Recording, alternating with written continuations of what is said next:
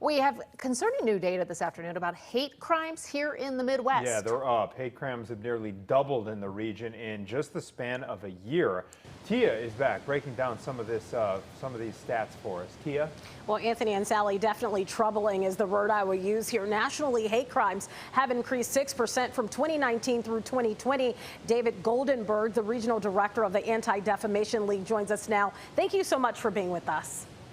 Thanks for having me. Let's get into the numbers. You know, one increase that we saw that I think was very concerning and very overwhelming is when you look to a neighboring state of Illinois, when you look to Indiana and you see that percentage, they saw a 132% increase in hate crimes. What would you attribute that to?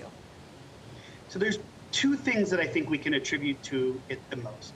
First and foremost, we think that there are more agencies that are reporting this information to the FBI. So for example, the city of Indianapolis last year had reported no hate crimes to the FBI.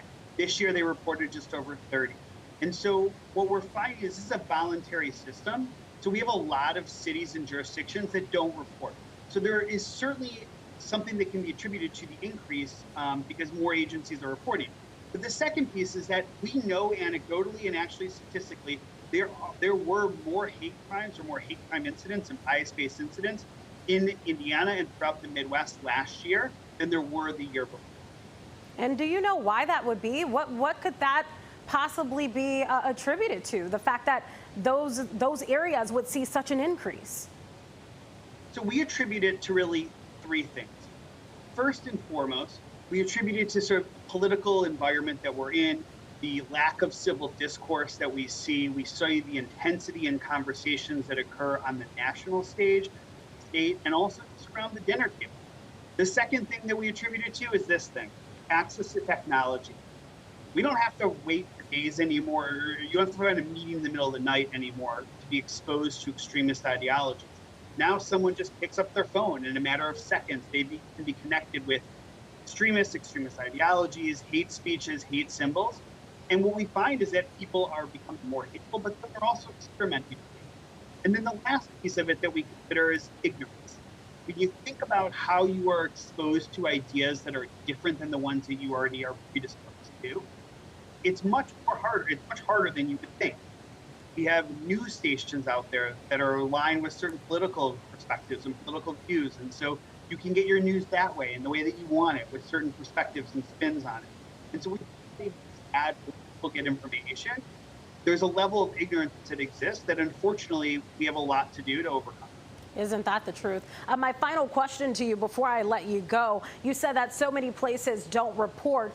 Do you think many hate crimes are not being reported? People are just, chalking it up, letting it go and not saying anything about it.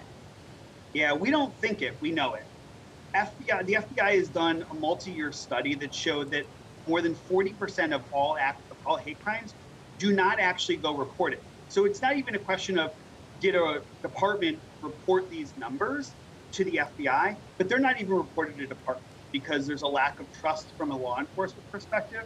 And there's also there can be cultural reasons why people don't necessarily respond. And so when we think about it and we look in Illinois, 7 of the 15 largest cities in our state reported 0 hate crimes. And when you think about that, I guess it's possible, but it's not really. No. No, absolutely. It doesn't add up, does it? All right, David Goldenberg, thank you so much for joining us and giving us some really good details that we could use, certainly as we talk about hate crimes across the country. Thank you for being with us. Thanks for having me. All right, Anthony and Sally, I'll send it back to you. All right.